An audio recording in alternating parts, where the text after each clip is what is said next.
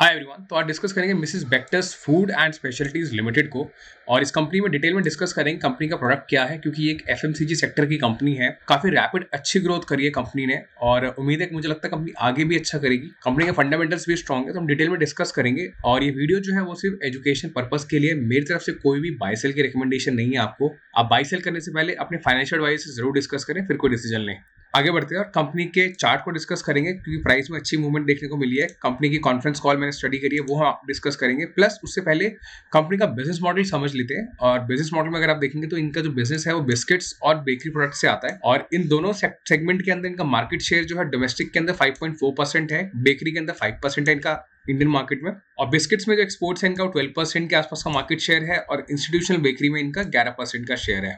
और institutional bakery से मतलब ये होता है कि बेसिकली जो हम डोमेस्टिक मार्केट में जो सेल करते हैं रिटेल स्टोर्स पे, वो तो है ही, प्लस जो क्यूएसआर सेक्टर है उसके अंदर इनके अच्छे क्लाइंट्स हैं। फॉर एग्जांपल सबवे है, सबवे के लिए ये जो सबवे ब्रेड होती है ये उसको बना के उनको सप्लाई करते हैं। प्लस ऐसे ही और भी इनके पास में क्यूएसआर बिजनेसेस हैं, जैसे कि जिनके लिए बर्गर बनाते हैं, मफिन्स बनाते हैं और बेकरी प्रोडक्ट्स ये सप्लाई करते हैं उन्हें, तो वहां से इनको अच्छा रेवेन्यू आता है। तो ये इनका एक तरीके से पूरा एक बिजनेस सेगमेंट है जो आप समझ सकते हैं, जो कि बिस्किट से आता है, बेकरी से आता है। बेकरी में भी डोमेस्टिक बेकरी प्लस इंस्टीट्यूशनल, और बिस्किट्स में भी डोमेस्टिक प्लस एक्सपोर्ट्स।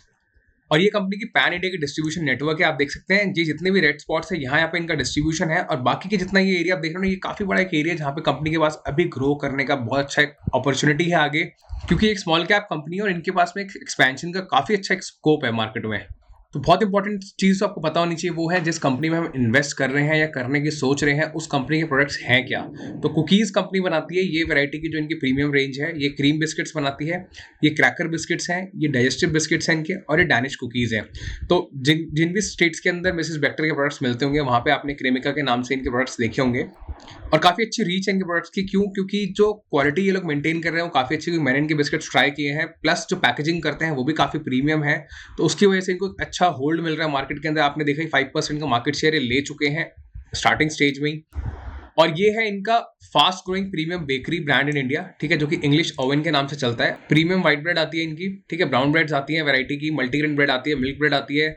ये इनके का इंडियन ब्रेड कुलचा सेगमेंट है, ये बंस है, ये पिज्जा बेस है। तो ये सभी प्रोडक्ट ये कंपनी बनाती है और अच्छी इनकी रीच है, अच्छी ब्रांडिंग इन्होंने करी हुई है। क्योंकि मार्केट में 2-3 बड़े प्लेयर है, जैसे ब्रिटानिया हो गया, हार्वेस्ट कोल्ड हो गया, और अब है ये इंग्लिश ओवन। और इंग्लिश ओवन ने काफी अच्छा एक काउंटर बेस बना रखा है। काउंटर बेस से मतलब ये है जिस भी दुकान पर आप जाओगे, आपको प्रोडक्ट अगर मिल रहा है तो आप ज्यादा कंपेयर नहीं करोगे, आपको जो मिलेगा वो ले लोगे, क्योंकि एक ब्रांडिंग काफी स्ट्रांग है कंपनी की। प्लस प्रोडक्ट की क्वालिटी भी अच्छी है इनकी। और सबसे इंपॉर्टेंट चीज जो हमें पता होनी चाहिए वो है कैप्चर ग्रोथ। कंपनी ग्रोथ कैसे कैप्चर करेगी, क्योंकि अगर हम पैसा लगा रहे हैं इसके अंदर आज की डेट में, तो आने वाले 2-3-5 साल में कंपनी ग्रो कैसे करेगी। तो यहाँ पे कंपनी का जो फोकस है वो राइट बिजनेस मिक्स के ऊपर है, क्योंकि ये बिस्किट्स बनाते हैं, ब्रेड्स बनाते हैं और बेकरी सेगमेंट के अंदर है। प्रॉपर एक मिक्स रखेंगे ताकि इनके मार्जिन अच्छे रहें। सेकंड जो इनका फोकस है वो प्रीमियमाइजेशन के ऊपर। प्रीमियमाइजेशन का मतलब ये होता है कि फॉर एग्जाम्पल बिस्किट्स में आपने देखा होगा कुछ बिस्किट्स कुकीज के नाम से बिकते हैं। एट द एंड देखो रॉ मटेरियल सेम है, थोड़ा सा इंग्रेडिएंट ऊपर नीचे करना होता है, पैकेजिंग महंगी करनी होती है, और उसको प्रीमियम कैटेगरी के अंदर ये सेल कर सकते हैं। तो इनका फोकस उस चीज पे है। Same goes with bakery as well. Bakery के अंदर भी आपने मल्टीग्रेन बना दिया ब्रेड को, आपने उसमें सब लॉन्च कर दिया, कुछ और लॉन्च कर दिया, ठीक है, उसका नाम बदल के ब्रांडिंग आपने स्ट्रॉन्ग कर दी, तो वो फिर प्रीमियम उसमें मार्जिन अच्छे मिलते हैं कंपनी को। इनोवेशन पे इनका फोकस है, मार्केट को स्टडी करना, मार्केट में कौन सा प्रोडक्ट चल रहा है, कौन सा प्रोडक्ट आने वाले दिनों के अंदर मार्केट की डिमांड है, उसमें इनोवेशन करना, कस्टमर का टेस्ट जब शिफ्ट होता है उसमें फोकस करना, ब्रांडिंग पे फोकस करना। आपने देखा होगा अभी जो क्रिकेट मैचेस वगैरह होते हैं उसमें इनकी ब्रांडिंग हुई थी अभी latest. Plus promotional campaign run करते हैं ऑनलाइन ऑफलाइन, टेलीविजन मीडिया वगैरह में, उस पर कंपनी का फोकस है। डिस्ट्रीब्यूशन सबसे बड़ी चीज है किसी भी एफएमसीजी कंपनी के लिए। डिस्ट्रीब्यूशन अगर इन्होंने स्ट्रॉन्ग कर लिया तो कंपनी की ग्रोथ काफी अच्छी होती है उससे, क्योंकि प्रोडक्ट बन तो जाता है लेकिन उसको डिफरेंट रिटेल आउटलेट्स तक पहुंचाना काफी मुश्किल काम है। तो डिस्ट्रीब्यूशन स्ट्रॉन्ग हो जाएगा कंपनी का, ऑटोमेटिकली इनकी जो एक रीच है वो बढ़ जाएगी। कैपेसिटी एक्सपेंशन, और कैपेसिटी एक्सपेंशन करना, जो इनकी एग्जिस्टिंग कैपेसिटी है उसको एक्सपैंड करना, प्लस नए नए लोकेशंस के अंदर खुद को एक्सपैंड करना। तो उस पर कंपनी ने अपने केपेक्स के बारे में बताया, और सीधा इनकी कॉन कॉल में लेके चलता हूँ आपको। और यहाँ पे मैं आपको दिखाता हूँ इनकी लेटेस्ट कॉन कॉल है, और इस कॉन्फ्रेंस कॉल की डेट जो है वो 7 अगस्त है। तो उसमें कंपनी ने बताया कि ये अपना कैपिटल एक्सपेंडिचर जो इन्होंने इस साल प्लान किया हुआ है 350 to 400 करोड़ का इनका केपेक्स है, ठीक है, जिसमें 225 करोड़ का केपेक्स जो है वो इस साल के एंड तक ये कर देंगे, और बाकी का बचा हुआ लगभग 150 करोड़ के आसपास का कैपेक्स है नेक्स्ट फाइनेंशियल ईयर में करेंगे। तो काफी सॉलिड कैपेक्स का नंबर है कंपनी का, अप टू 400 करोड़ का नंबर है ये, जिसके अंदर ये अपनी एग्जिस्टिंग कैपेसिटीज को इनहैंस करेंगे, प्लस एक नया प्लांट लगाएंगे जो कि मध्य प्रदेश में लगाएंगे ये। और ये वो स्लाइड है, यहाँ इन्होंने बताया देखो, addition of 2 new biscuit lines at Rajpura Punjab में, ठीक है, जिसके लिए 75 करोड़ खर्च करेंगे, 2 बिस्किट लाइन राजपुरा में ऐड करेंगे, बेकरी प्लांट ऐड करेंगे एनसीआर में, जिसके लिए 32 करोड़ का एस्टीमेट कंपनी ने लगा रखा है। बिस्किट लाइन इन एमपी में ये लोग लगा रहे हैं, ठीक है, ये एक नया प्रोजेक्ट है इनका जिसकी कंस्ट्रक्शन अप्रूवल इनको मिल चुका है और ये प्लांट जो है FY 24-25 तक रेडी हो जाएगा। Expansion of bakery plant in Khapoli जो कि महाराष्ट्र में है और वहां पर ये एक्सपेंशन कर रहे हैं अपने बेकरी प्लांट का, और ये प्लांट भी जो कमीशन होगा स्टार्ट होगा FY 24-25 तक स्टार्ट हो जाएगा।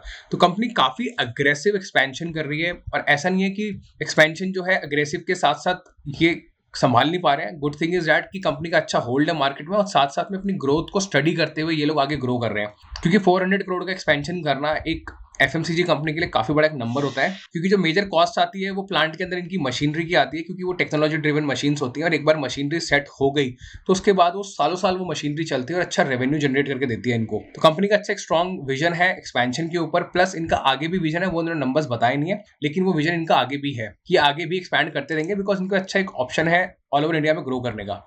और यहाँ पे देखो कंपनी ने बताया अपनी डिस्ट्रीब्यूशन को कैसे ये लोग इंक्रीज करेंगे। इनका जो विजन है वो 3,20,000 डायरेक्ट रीच आउटलेट्स तक है मार्च 24 में, ठीक है, जिसमें से 2,50,000 ये ऑलरेडी रीच कर चुके हैं अकॉर्डिंग टू PC नियल्सन रिपोर्ट। ये एक रिसर्च फर्म है, इनके अकॉर्डिंगली ये ऑलरेडी यहाँ तक रीच कर चुके हैं और इनको भी आगे और रीच करना है, मतलब लगभग 70,000 स्टोर्स तक इस साल के एंड तक। तो काफी अच्छा एक डिस्ट्रीब्यूशन और एक्सपेंशन कंपनी कर रही है अपने प्रोडक्ट को रीच बढ़ाने के अंदर। अच्छा, बहुत इंपॉर्टेंट क्वेश्चन यहाँ इनसे पूछा गया कि कंपनी ने प्राइस रिडक्शन किया अपने प्रोडक्ट के अंदर, तो इन्होंने ये आंसर किया कि इन्होंने प्राइस रिड्यूस नहीं करे, इवन दो इनके ऊपर जो रॉ मटेरियल है उसका अच्छा खासा इंपैक्ट है, उसकी कॉस्ट वॉलेटाइल है, ठीक है, जो व्हीट और जो मैदा ये लोग यूज करते हैं, जो शुगर यूज करते हैं प्रोडक्ट के अंदर, उसके रॉ मटेरियल के प्राइसेस इंक्रीज हो गए, उसके बावजूद भी इन्होंने अपनी प्रोडक्ट की कॉस्ट को रिड्यूस नहीं किया। क्यों? क्योंकि ये प्रीमियम सेगमेंट के अंदर है, इनका डायरेक्ट कॉम्पिटिशन ब्रिटानिया के साथ है, पार्ले के साथ है, और पार्ले और ब्रिटानिया ऐसी कंपनीज है जो मार्केट में प्राइस को डिसाइड करते हैं। फॉर एग्जाम्पल कोई बिस्किट आज 20 रुपीज का है, पार्ले ने 25 कर दिया, ब्रिटानिया ने 25 कर दिया, तो डेफिनेटली जो कंपनीज इनके साथ कॉम्पीट कर रही हैं वो कॉम्पिटिशन मार्केटिंग में नहीं आती, वो डायरेक्टली प्राइस को इंक्रीज करके उनके साथ साथ चलते हैं। तो 25 अगर ब्रिटानिया बेच रहा है तो 25 ही क्रेमिका के बिस्किट बिकते हैं। क्यों? क्योंकि at the end product same है, क्वालिटी लगभग सेम है, टेस्ट लगभग सेम है, और कस्टमर एक्सपीरियंस अगर सेम है तो आपको प्रोडक्ट का प्राइस रिड्यूस करने की जरूरत ही नहीं है, आप साथ साथ चलते जाओ, अपने मार्जिन को मेंटेन करते जाओ। तो ये काफी स्ट्रॉन्ग चीज लगती है मुझे इस कंपनी की। इवन दो आपने देखा होगा इन्फ्लेशन बढ़ता है तो ब्रिटानिया जैसी कंपनी के ऊपर इतना इंपैक्ट नहीं आता, उनके मार्जिन में थोड़ा सा हिट आता है, लेकिन वो डायरेक्टली प्राइस को इंक्रीज करते हैं और कॉस्ट को पास ऑन कर देते हैं। तो ये कंपनीज की स्ट्रेंथ होती है। और एक इंपॉर्टेंट चीज देखो, रिटेल का बिजनेस तो इनका अच्छा है ही, जो ये लोग स्टोर्स वगैरह में बेचते हैं, प्लस इनका जो बिजनेस QSR और कैफेज के साथ है, क्योंकि कैफेज जो होते हैं और QSR होते हैं वो लोग डायरेक्टली इनके बेकरी प्रोडक्ट्स को बाय करते हैं और बल्क में बाय करते हैं। फॉर एग्जांपल सबवे है, सबवे के जितने भी ब्रेड्स हैं वो इनके पास से जाते हैं। काफी सारे कैफेज हैं जहाँ पे इनके डेजर्ट जाते हैं, कुछ फ्रोजन प्रोडक्ट जाते हैं, तो उसके अंदर भी इनका एक अच्छा बिजनेस है। और आप एक चीज समझो, जैसे जैसे करके कैफेज ग्रो करेंगे, QSR सेगमेंट ग्रो करेगा, वैसे वैसे ही इनडायरेक्टली बिजनेस जो है मिसेस बेक्टर का भी ग्रो करेगा, क्योंकि ऑलरेडी इनकी पार्टनरशिप है उन कैफेज और QSR के साथ, तो उनकी ग्रोथ के साथ साथ इनकी ग्रोथ भी टाइड अप है। और एक चीज जो मैंने यहाँ पढ़ी थी वो ये है कि Mrs Bector's as a management जो है वो काफी ज्यादा बुलिश है QSR और कैफे सेगमेंट के ऊपर। तो कोई ना कोई रिसर्च इनकी रही होगी, उसके ऊपर ये लोग ऐसे कमेंट कर रहे हैं कि ये लोग बुलिश है उस पर, ठीक है। तो इसी कॉन कॉल में है वो, तो नेट यही है पूरी कॉन कॉल, जिसके अंदर इन्होंने अपने ग्रोथ के बारे में बताया, प्लस पैन इंडिया कैसे ये लोग ग्रो करेंगे, कैसे इनके न्यू प्लांट स्टार्ट होंगे और कैसे करके इनकी बाकी के जो प्रीमियम क्वालिटी में इनका फोकस है प्रीमियम सेगमेंट में, क्योंकि उसमें मार्जिन्स अच्छे होते हैं, तो उसमें कंपनी का फोकस है, इन्होंने वो बताया। बात करते हैं इनकी फाइनेंशियल्स की, और फाइनेंशियल्स में आप देखेंगे तो ये एक मार्केट कैप के अंदर एक स्मॉल कैप कंपनी है, 6,000 करोड़ की इनकी मार्केट कैप है। स्टॉक PE 54 है, जो कि बहुत ज्यादा है। हाई ग्रोथ कंपनी है नो डाउट। अगर आप इसका 3 ईयर्स का PE देखेंगे तो ये अपने मीडियन PE से काफी ऊपर चल रहा है, मीडियन PE लगभग 39.2 के पास है और अभी 54 पॉइंट्स पे है, तो नो डाउट ये एक एक्सपेंसिव वैल्यूएशन पे अवेलेबल है कंपनी। ROC 20.9% का है, ROE 17.8% का है, दोनों ही अच्छे हैं। प्लेज परसेंटेज 0 है, कंपनी का कोई भी शेयर गिरवी नहीं है, ये एक अच्छा पॉइंट है। डेट टू इक्विटी रेशियो 0.23 है, मतलब कंपनी के ऊपर बहुत ज्यादा सिग्निफिकेंट डेट नहीं है। बात करते हैं कंपनी के प्रॉफिट एंड लॉस की। प्रॉफिट एंड लॉस में अगर आप लास्ट 4 क्वार्टर कंपनी के देखेंगे तो बहुत सॉलिड रहे हैं, ठीक है। जून 22 के अंदर एक साल पहले का जो रिजल्ट है 32% की ग्रोथ दिखाई दी, फिर 41%, 39% की ग्रोथ, 37% की ग्रोथ, और इस साल भी अगर आप जून टू जून कंपेयर करेंगे तो 24% की ग्रोथ कंपनी ने करी है, which is a very solid growth. तो पिछले 1-1.25 साल से कंपनी काफी अच्छी ग्रोथ ट्रेजेक्टरी के ऊपर चल रही है। इनके मार्जिन अगर आप देखेंगे, एनुअली मार्जिन अगर आप कंसोलिडेटेड देखेंगे तो लगभग 13-14% के पास इनके मार्जिन हैंगे, ठीक है। 14% इस साल का नंबर है, लेकिन लास्ट ईयर तो मार्जिन जो है फ्लक्चुएट हो रहे हैं। क्यों यहाँ पे मार्जिन गिरा? इसलिए क्योंकि रॉ मटेरियल के प्राइसेस बढ़ गए थे, काफ़ी हैवी इम्पैक्ट देखने को मिला था हमें लास्ट ईयर।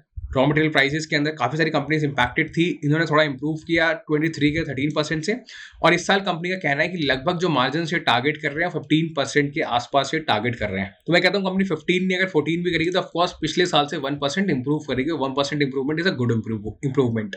और अगर प्रॉफिट्स की बात करेंगे तो प्रॉफिट्स में कंपनी के प्रॉफिट्स अच्छे हेल्दी ग्रो हुए हैं, ठीक है। 2020 के अंदर 30 करोड़ किया था, फिर 21 में सीधा 72 करोड़ पे आए, फिर रेवेन्यू बढ़ा इनका लेकिन प्रॉफिट्स नहीं बढ़े जस्ट बिकॉज मार्जिन्स नहीं बढ़े, और यहाँ पर भी अच्छी ग्रोथ है 90 करोड़ की। और इस बार जो ट्रेलिंग टारगेट नंबर है वो 112 करोड़ का है। तो मार्जिन्स कंपनी के अच्छे हैं, प्रॉफिट्स अच्छे आ रहे हैं। बैलेंस शीट आप देखेंगे तो इनके रिजर्व्स हेल्दी ग्रो हो रहे हैं। डेट कंपनी ने थोड़ी सी रिड्यूस करी है, 136 करोड़ से कम करके 127 करोड़ पे करी है, ठीक है, जिसमें लॉन्ग टर्म डेट 94 करोड़ की, जो कंपनी केपेक्स कर रही है, नया प्लांट लगा रही है, कुछ कॉस्ट उसकी भी है।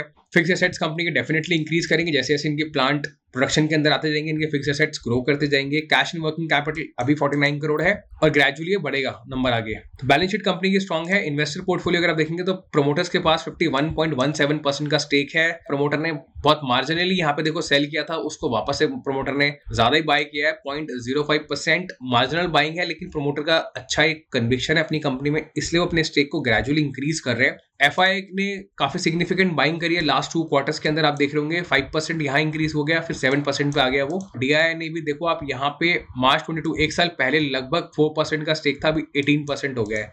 तो सॉलिड परचेजिंग करी है एफआई और डीआई ने। पब्लिक के पास में स्टेक 23% का है, जिसमें से बजाज होल्डिंग का यहाँ पे 1.21% स्टेक आ रहा है। इन्वेस्टर पोर्टफोलियो काफी सॉलिड है। बात करते हैं इनके चार्ट की। चार्ट में आप देखेंगे तो जो स्टॉक अभी जनवरी के अंदर 400 के लेवल पर ट्रेड कर रहा था, वो स्टॉक आज 1000 के लेवल पर है। तो लगभग 150% की ग्रोथ यहाँ पे देखने को हमें मिल चुकी है ऑलरेडी स्टॉक के अंदर। स्टॉक बहुत सॉलिड एक अच्छी रैली कर चुका है। तो क्या यहाँ पे फ्रेश पोजीशन बनानी चाहिए? तो देखो मेरी तरफ से कोई भी बाय सेल की रिकमेंडेशन आपको नहीं है, लेकिन आप अगर ग्रोथ ट्रेजेक्टरीज की देखेंगे तो ये अपने 20 डे मूविंग एवरेज के ऊपर चलता है स्टॉक, ठीक है। 20 डे के नीचे नहीं आता है। क्यों? क्योंकि इनकी जो ग्रोथ लास्ट 4 क्वार्टर की जैसे मैंने आपको दिखाई बहुत स्ट्रॉन्ग रही है और आगे भी मार्केट को अच्छी उम्मीद है इनसे। लेकिन नो डाउट स्टॉक एक अच्छे महंगे वैल्यूएशन पर अवेलेबल है। अगर आपका विजन लॉन्ग टर्म का है तो आप डेफिनेटली इसमें अपनी पोजीशन बिल्ड कर सकते हो अपने फाइनेंशियल एडवाइजर से डिस्कशन करने के बाद, क्योंकि मेरे अकॉर्डिंगली नो डाउट कंपनी जो है एक्सपेंसिव वैल्यूएशन पर है, महंगी है, लेकिन अगर आपका vision at least 3 years 4 years 5 years का आप बना सकते हो। क्योंकि जैसे ब्रिटानिया है, अगर आप ब्रिटानिया की ग्रोथ को देखोगे तो ब्रिटानिया ने बहुत ही सॉलिड ग्रोथ करी है, ठीक है। ये 1 लाख करोड़ की मार्केट कैप की कंपनी है और मिसेस बेक्टर 6000 करोड़ की कंपनी है अभी। तो अगर मिसेस बेक्टर आप यहाँ से लगा लो 10 टाइम्स भी हो जाती है, 6000 से 10 टाइम्स 60,000, ठीक है, मतलब ब्रिटानिया से हाफ वैल्यूएशन लगभग, क्योंकि ब्रिटानिया भी आगे ग्रो करेगा ना 120 तक, तो ये भी जाएगा। तो अगर ब्रिटानिया से आधा बिजनेस भी अगर इन्होंने कर लिया तो ऑफकोर्स स्टॉक प्राइस यहाँ से क्या जाएगा आप खुद अंदाजा लगा सकते हो 10 टाइम्स वैल्यूएशन होने के बाद। लेकिन वो रातों रात नहीं होगा, उसके लिए आपको काफी पेशेंस रखने होंगे। स्टॉक ऊपर जाएगा, हो सकता है यहाँ से नीचे आए फिर ऊपर जाए। हाई ग्रोथ कंपनी है, अच्छी कंपनी है, फंडामेंटल्स अच्छे हैं कंपनी के, मैनेजमेंट काफी स्ट्रांग है, ठीक है। जिन्होंने नीचे खरीदा ऑफकोर्स वो तो काफी अच्छे प्रॉफिट के अंदर बैठेंगे, उनको तो ये स्टॉक सेल नहीं करना चाहिए, उनको लॉन्ग टर्म के लिए रखना चाहिए। छोटी मोटी गिरावट आए 20-30% की, टेंशन लेने की जरूरत नहीं है। मैनेजमेंट पे भरोसा रखें, कंपनी के प्रोडक्ट पे भरोसा रखें और बस इसको आप होल्ड करें लंबे समय के लिए, क्योंकि पैसा लंबे समय में आपका बनेगा। और कोई सोचता है कि वैल्यूएशन महंगी है, मैं भी कहता हूँ वैल्यूएशन महंगी है, लेकिन आपको बेट देखो कहीं ना कहीं तो एंटर करना पड़ेगा। आप सोचोगे मैं यहाँ एंट्री करूंगा, थोड़ा नीचे आएगा तो नीचे नहीं आएगा फिर ऊपर जाएगा, फिर सोचोगे नीचे आएगा, नहीं आया फिर ऊपर चला गया, क्योंकि ये ग्रेजुअली देख रहा ऊपर जाता जा रहा है। ये अच्छी ग्रोथ ट्रेजेक्टरी के ऊपर है स्टॉक, ये मौका बहुत कम दे रहा है लोगों को बाय करने का।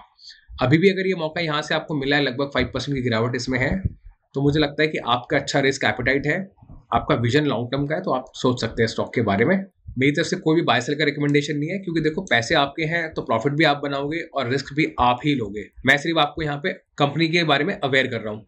तो नेट ये है इसका प्राइस और ये है इसकी वैल्यूएशन, 54 का इसका पी है। आपको जैसे मैंने पहले ही बताया, अच्छी कंपनीज अच्छे वैल्यूएशन के साथ में आती है मार्केट में, ठीक है। जो हाई ग्रोथ कंपनी है हाई वैल्यूएशन के साथ है। इसका पी अगर आप ब्रिटानिया के साथ कंपेयर करोगे, नो डाउट ब्रिटानिया काफी सॉलिड प्लेयर है, लेकिन ब्रिटानिया का पीई भी 50 के आसपास है इस वैल्यूएशन पर, जो कि 1 लाख करोड़ से ज्यादा की है। तो नेट डिसीजन आप खुद बनाएंगे, ठीक है। मैंने आपको पूरा कंपैरिजन बता दिया दोनों स्टॉक्स के ऊपर, दोनों मार्केट में कंपनीज कैसा प्ले कर रही हैं। तो नेट यही है पूरा एनालिसिस मिसेस बेक्टर फूड्स के बारे में। आपका कोई भी क्वेश्चन है स्टॉक से रिलेटेड आप जरूर कमेंट करें, मैं आपको जरूर उस पर आंसर करूंगा। आप चैनल में नए हैं तो प्लीज चैनल को सब्सक्राइब करें। आपको वीडियो में अगर वैल्यूएबल इंफॉर्मेशन मिली हो आपको, तो प्लीज वीडियो को लाइक जरूर करें और मेरे चैनल पे आपको और भी वीडियोस मिल जाएंगी, ठीक है, जो मैंने डिटेल में एनालिसिस किए हैं। आप इन सभी कंपनीज के एनालिसिस को भी देख सकते हैं। मैंने सभी के फंडामेंटल्स डिस्कस किए हैं सभी कंपनीज के बारे में।